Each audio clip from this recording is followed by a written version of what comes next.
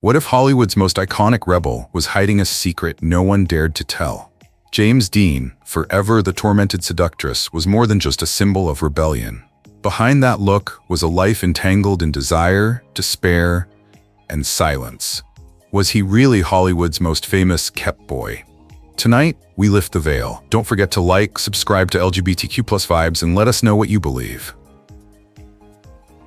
James Dean, Hollywood's original gay-for-pay kept boy, was born James Byron Dean on February 8, 1931, in the small town of Marion, Indiana. He would go on to become one of the most iconic and enduring figures in American cultural history, despite a tragically short career. Raised primarily in Fairmount, Indiana, after the death of his mother when he was just 9 years old, Dean's early life was marked by deep emotional struggles and a yearning for connection and self-expression. His father, unable to raise him alone, sent young James to live with his aunt and uncle in the rural Midwest. It was there that Dean developed a profound passion for the arts, especially theater and film. But it wasn't just acting that captured his restless spirit. He also found solace in speed. Auto racing would later play a fateful, haunting role in his life. After high school, Dean moved to California. He first attended Santa Monica College, then transferred to UCLA, where he majored in drama. At UCLA, he began to hone his craft, his raw presence and stormy charisma quickly setting him apart. Minor television roles followed, along with stage productions that revealed a natural intensity and brooding magnetism few could ignore. Driven by a fire that never let him rest, Dean left college to pursue acting full-time. His ambition was both electrifying and quietly tormented. That fire carried him to New York City, where he studied under the legendary Lee Strasberg at the Actors Studio. There, Dean immersed himself in method acting, becoming one of its earliest major stars. The emotional truth he brought to every role, vulnerable, tortured, real, separated him from the clean-cut Hollywood leads of the time. His major breakthrough came in 1955 with East of Eden, directed by Elia Kazan and based on John Steinbeck's novel. Dean played Cal Trask, a troubled young man desperate for love and understanding.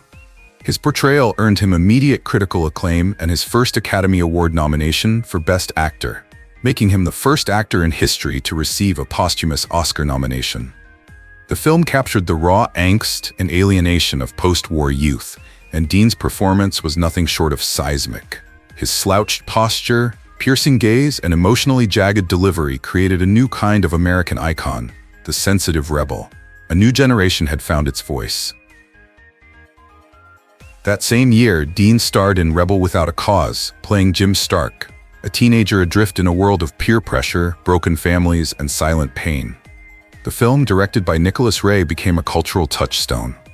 Dean's red jacket, slicked hair, and anguished cry, "You're tearing me apart," would burn into the collective memory of American cinema. He wasn't just acting, he was embodying the chaos inside an entire generation. And then came Giant. Released after his death in 1956, it showed the world a different side of Dean. As Jet Rink, a poor ranch hand who rises to immense wealth, Dean stood toe-to-toe with Elizabeth Taylor and Rock Hudson, capturing the corrosive effects of greed, pride, and loneliness. Once again, he stunned audiences with his range. Once again, he received an Oscar nomination, his second posthumous nod. James Dean's light burned fast, and it burned painfully bright. But what he left behind wasn't just a legacy, it was a blueprint for the modern American antihero. Flawed, passionate, haunted, and unforgettable.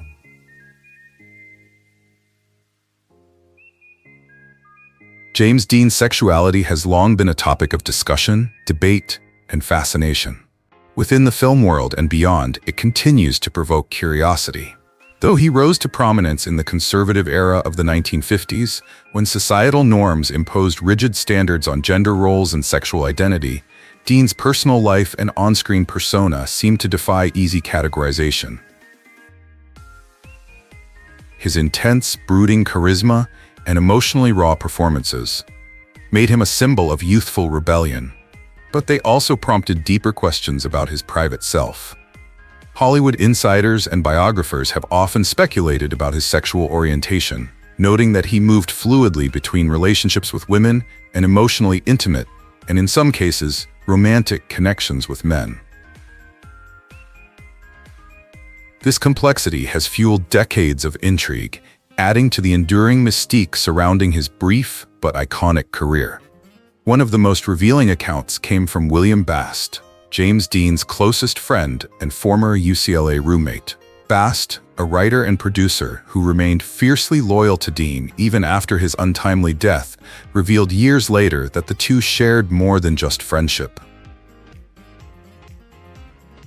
In his memoir Surviving James Dean, and later interviews, Bast disclosed that they had engaged in a sexual relationship, describing it as a deeply personal connection, shaped by both affection and the loneliness that came with Dean's rapid ascent to fame. Their bond was reportedly marked by periods of great emotional intensity and mutual support, particularly during Dean's early struggles to find his place in the acting world. Bast's candid admission added a significant layer to the public understanding of Dean's private life, and opened up new conversations about bisexuality in Hollywood at a time when such topics were still largely taboo.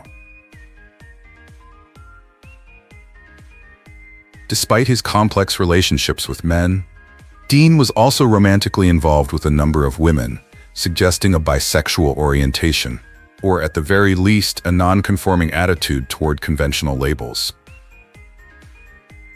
Among his known girlfriends was Beverly Wills, a young actress and daughter of famed comedian Joan Davis. Wills and Dean dated during his early days in Hollywood, and their relationship offered him a degree of normalcy amidst his rising fame. He also had a close relationship with Barbara Glenn, an aspiring actress he met in New York City. The two maintained a long correspondence, and their letters, which were later published, reveal a tender, vulnerable side of Dean that is rarely seen in public accounts. Glenn and Dean were clearly fond of one another, and their exchanges speak of deep emotional attachment, punctuated by the frequent physical separation dictated by their careers. Another notable relationship was with Liz Sheridan, who would later become famous for her role as Jerry's mother on Seinfeld. In the early 1950s, Sheridan and Dean lived together in New York City. She later wrote a memoir titled Dizzy and Jimmy, in which she described their love affair in vivid detail.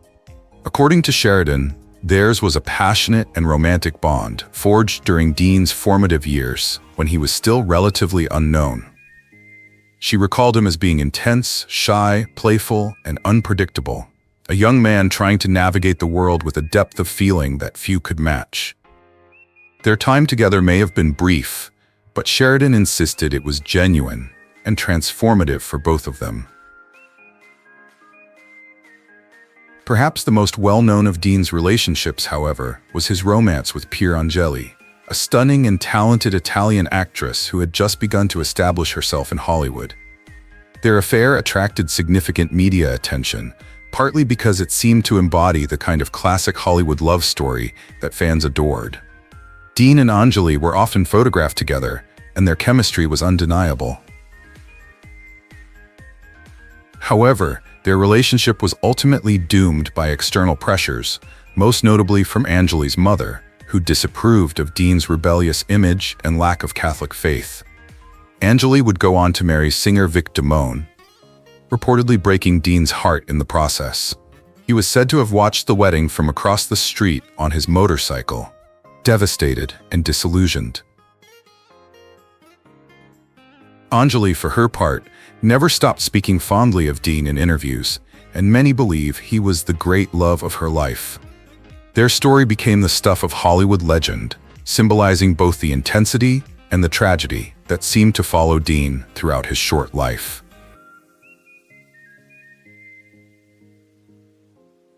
In the end, James Dean's romantic history with both men and women remains one of the most enigmatic aspects of his legacy.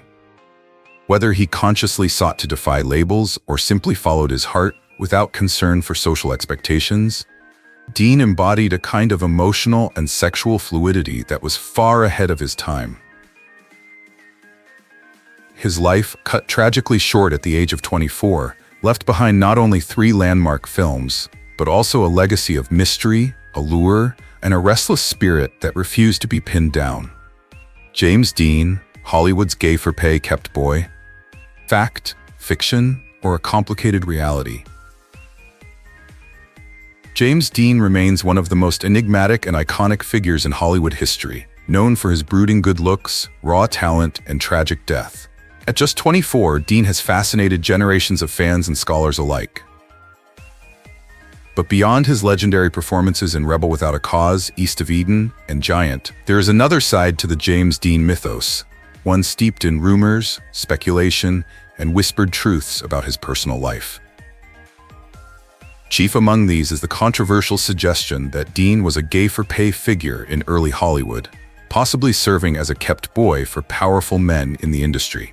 While the term kept boy evokes images of secret liaisons and power imbalance, the reality, if at all true, was likely far more complex and indicative of the harsh socioeconomic landscape that aspiring actors faced during Hollywood's golden age. Dean arrived in Los Angeles in the early 1950s, a time when the studio system still held immense power, and Hollywood's elite operated behind a carefully constructed veil of glamour and traditional family values.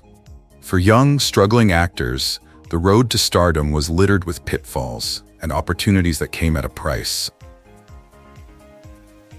There are persistent accounts and biographies that suggest Dean, eager to break into the industry and lacking financial stability, engaged in relationships with older, wealthier men who could offer support, connections, and money.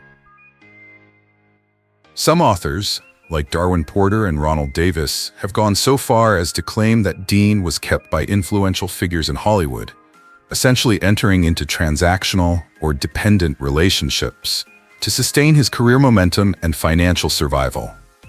One of the most frequently mentioned names in this context is Rogers Brackett, a successful radio director and producer, more than 20 years Dean's senior.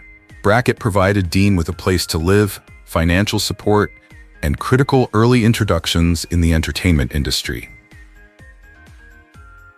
While the nature of their relationship remains disputed, some biographers and Hollywood insiders have long asserted that it was more than just a mentorship.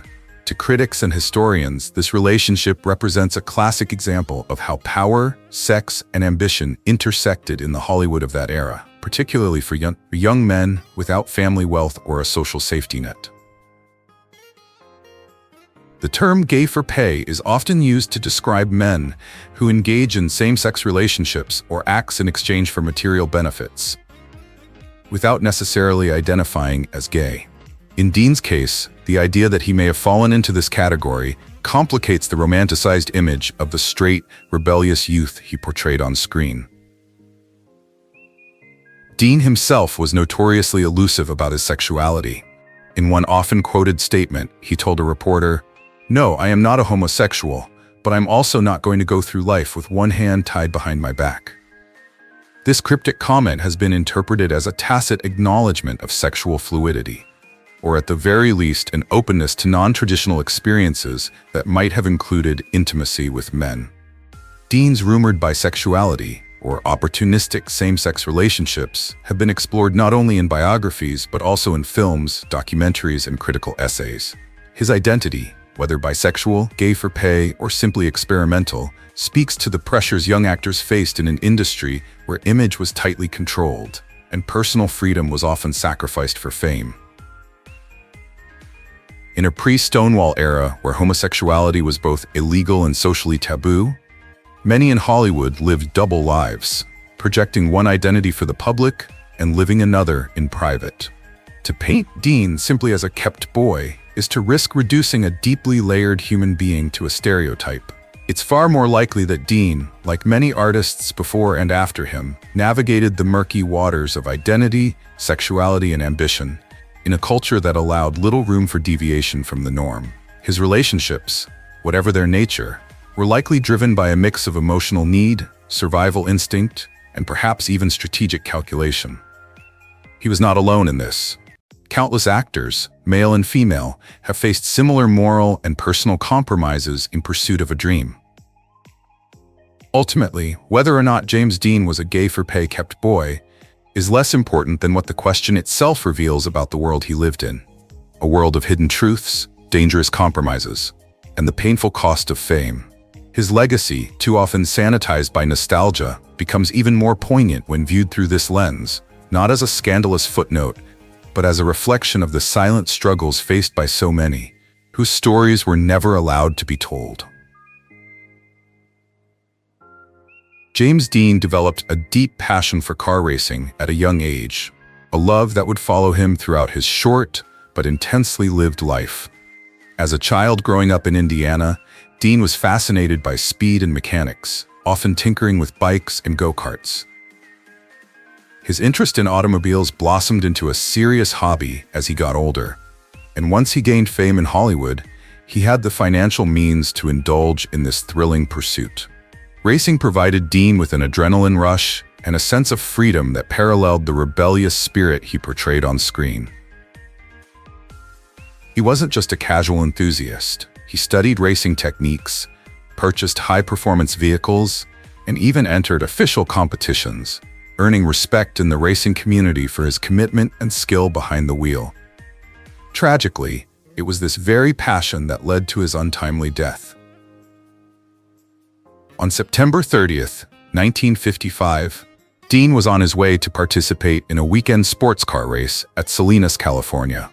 Accompanied by his trusted mechanic and friend, Ralph Utherick, Dean drove his brand-new silver Porsche 550 Spider, a sleek and powerful car he had nicknamed Little Bastard.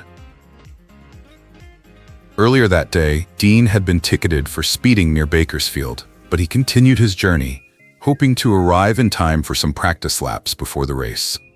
As the two traveled west on United States, Route 466, now State Route 46, a 1950 Ford Tudor, driven by a young college student named Donald Turnipseed, attempted to make a left turn at the intersection with State Route 41. The two vehicles collided in a devastating head-on crash. The force of the impact catapulted Dean's small, low-slung Porsche across the pavement, crumpling its aluminum frame and severely injuring Vutherick, who was thrown from the car. James Dean, who was reportedly wearing his seatbelt, bore the brunt of the collision. When paramedics arrived at the scene, Dean was unresponsive and critically injured. He was quickly transported by ambulance to Paso Robles War Memorial Hospital, but there was nothing the medical team could do. At approximately 5:59 p.m., he was pronounced dead on arrival. The official cause, a broken neck and multiple internal injuries. Dean was just 24 years old. His sudden and violent death shocked the world and immortalized him as a symbol of youthful rebellion, risk, and tragic loss. Despite having starred in only 3 major films, East of Eden, Rebel Without a Cause, and Giant, his legacy grew rapidly after his death, fueled in part by the mythic nature of his demise. The crash of the Little Bastard became the stuff of legend, with stories emerging over the years that the wrecked car was cursed, as several people involved in its transportation or display were later injured or killed under mysterious circumstances. James Dean's love for racing was more than a hobby. It was an expression of who he was, restless, daring, and always searching for meaning beyond the confines of conventional life. His death on the road, in pursuit of that passion, only deepened the mystique surrounding him, turning him into a cultural icon whose image endures decades later. In the end, James Dean wasn't just a screen legend. He was a mirror of everything Hollywood tried to hide, a heartthrob, a rebel, and maybe a young man forced to trade pieces of himself just to be seen. The rumors, the shadows, the secrets, they don't erase his brilliance. They reveal the cost of fame in a world built on illusions. Was he a kept boy, or simply a survivor of a system that never gave boys like him a chance? We may never know it all, but we can keep asking. If this story challenged what you thought you knew, subscribe, drop a comment, and help us bring Hollywood's hidden history to light.